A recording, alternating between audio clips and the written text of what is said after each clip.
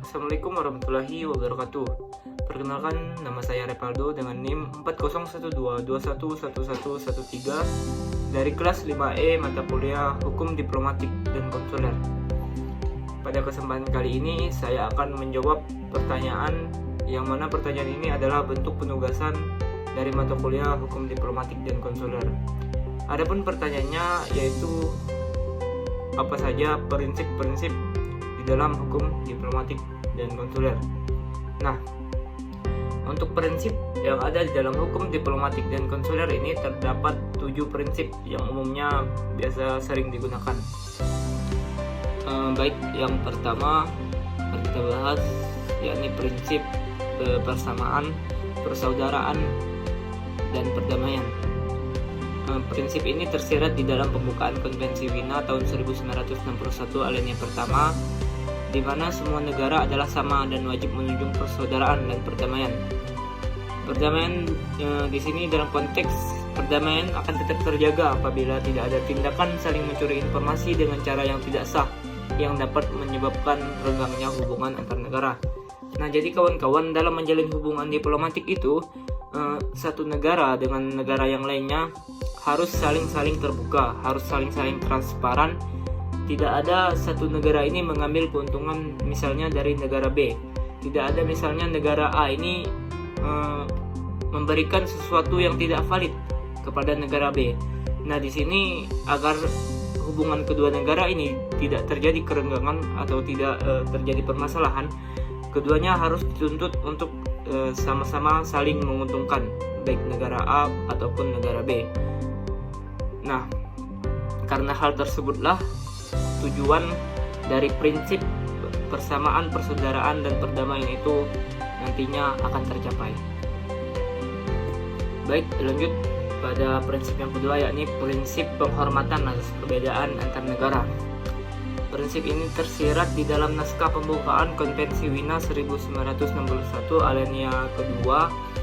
Masing-masing negara memang memiliki, seperti kita tahu, masing-masing negara ini memiliki kondisi yang berbeda dalam segala aspek, termasuk juga hukumnya yang berbeda. Nah, pejabat diplomatik yang bertugas dan negara pengirim harus tetap menghormati hal tersebut, sama halnya dengan menghormati hukum yang berlaku di negara penerima. Misalnya negara A mengutus seorang perwakilan dari negara mereka untuk dikirimkan kepada negara B. Nah, perwakilan negara A tersebut harus tetap mengikuti hukum yang berlaku di negara B. Karena apa? Karena sebagai bentuk penghormatan terhadap prinsip yang kedua, prinsip perbedaan antar negara. Nah, jadi walaupun hukum di negara A ini berbeda dengan hukum di negara B, tetapi perwakilan negara A tersebut harus patuh dan tunduk terhadap hukum yang berlaku di negara B di tempat ia ditugaskan. Lanjut pada prinsip yang ketiga, yakni prinsip penghormatan atas wakil-wakil negara dengan titik berat pada penghormatan pada kedaulatan negara masing-masing. Hal ini tersirat di dalam naskah pembukaan Konvensi Wina 1961 alinea keempat. Nah, pejabat diplomatik ini memiliki kekebalan dan kemudahan dalam menjalankan tugasnya. Hal itu diberikan semata-mata untuk memudahkan dirinya menjalankan tugasnya di negara penerima. Namun, kekebalan ini bukan untuk disalahgunakan, karena negara penerima memiliki kedaulatan sendiri yang tidak dapat dilanggar oleh pejabat diplomatik dan negara lainnya. Kemudian lanjut prinsip yang keempat, yakni prinsip penghormatan atas dasar adat dan kebiasaan internasional. Saya disclaimer sedikit karena saya kurang mengerti di bagian prinsip yang keempat ini. Saya akan sedikit textbook.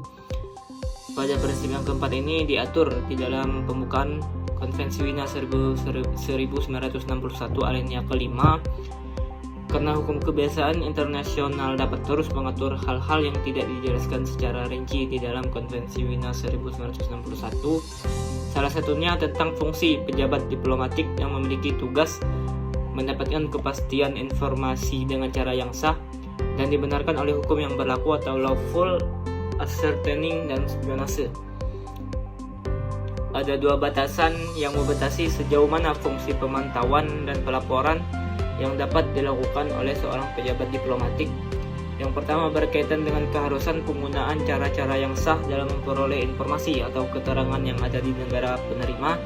Kemudian yang kedua adalah apa isi muatan yang akan dilaporkan kepada negara pengirim, yaitu dalam lingkup kondisi dan perkembangan di negara penerima, yang tujuannya untuk meningkatkan hubungan persahabatan dan kerjasama oleh kedua pihak, yakni negara pengirim dan negara penerima. Jadi, apabila cara yang digunakan oleh pejabat diplomatik dalam memperoleh informasi dilakukan secara tertutup atau diam-diam hingga melanggar dan mengintervensi kedaulatan dari negara penerima, dan substansi laporan tidak berisi hal-hal yang berkaitan dengan peningkatan hubungan persahabatan dan kerjasama antar dua negara, maka dapat dikategorikan atau masuk ke dalam ranah tindakan spionase. Oleh karena itu, di sini memang pejabat diplomatik ini dibutuhkan transparansi dalam melakukan atau mencari informasi di negara penerima agar tidak melanggar ketentuan hukum internasional. Selanjutnya yakni prinsip kehendak bersama. Dalam hukum diplomatik, prinsip kehendak bersama ini adalah prinsip yang menyatakan bahwa pembentukan hubungan diplomatik antara negara-negara dilakukan dengan persetujuan atau timbal balik, dan juga pembentukan hubungan diplomatik ataupun suatu hal untuk mencapai keputusannya itu harus dirumuskan secara bersama-sama oleh kedua belah pihak dari negara pengirim dan juga negara penerima.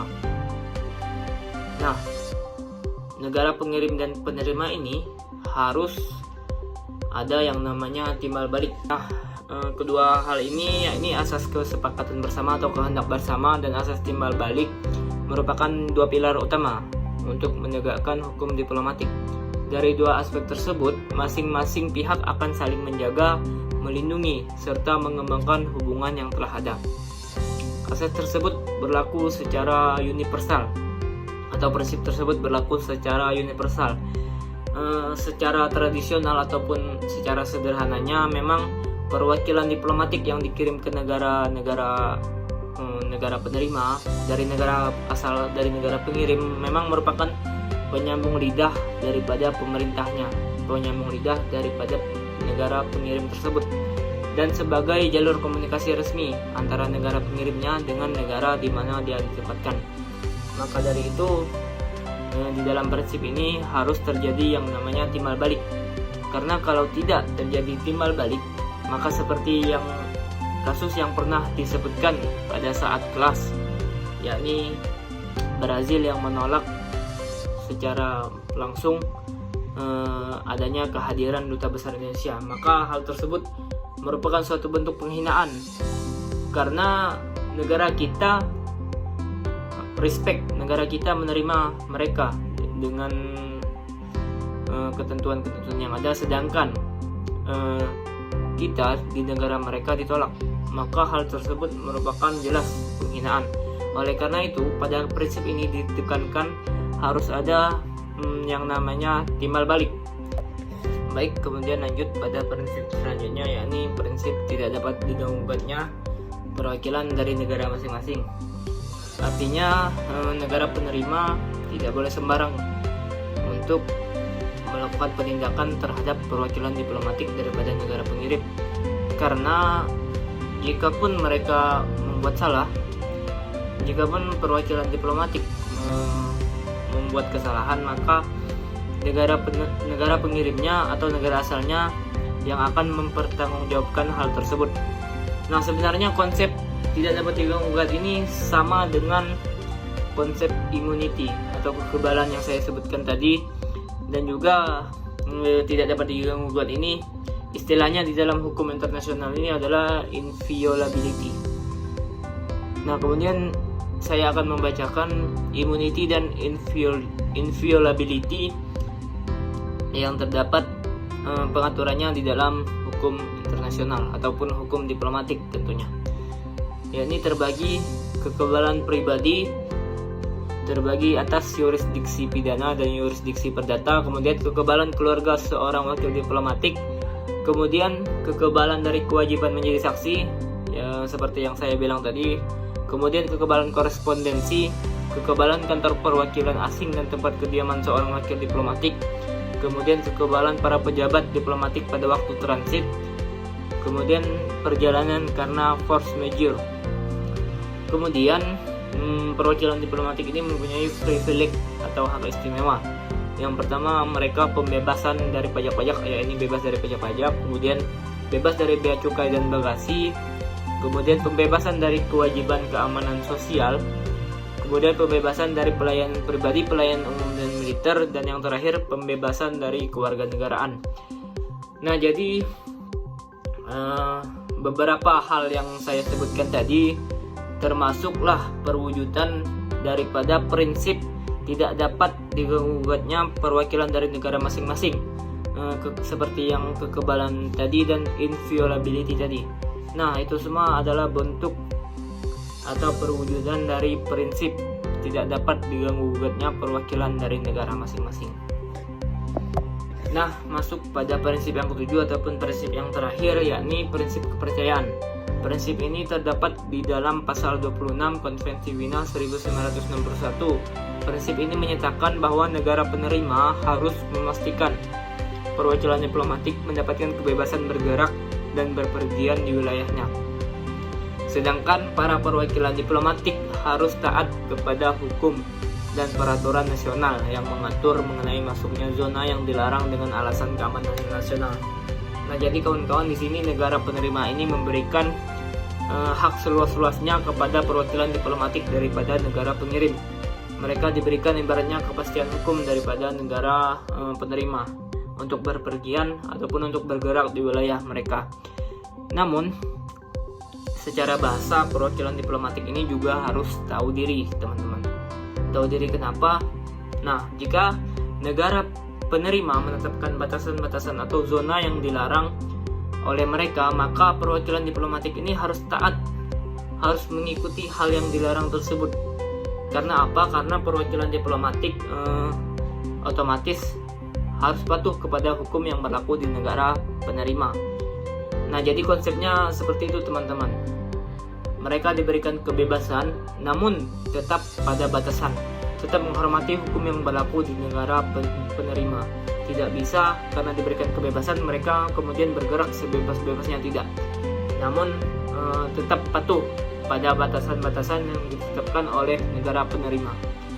Begitulah kira-kira konsepnya, teman-teman. Baik teman-teman, sudah saya jelaskan ataupun sudah saya bahas dan saya contohkan ketujuh prinsip di dalam hukum diplomatik. Mohon maaf apabila dalam penyampaian terdapat kekeliruan ataupun terdapat kekurangan dalam materi yang saya sampaikan. Semoga apa yang saya sampaikan bisa menambah wawasan, bisa menambah pengetahuan teman-teman sekalian. Akhir kata saya ucapkan wabillahi taufiq wal hidayah. Wassalamualaikum warahmatullahi wabarakatuh.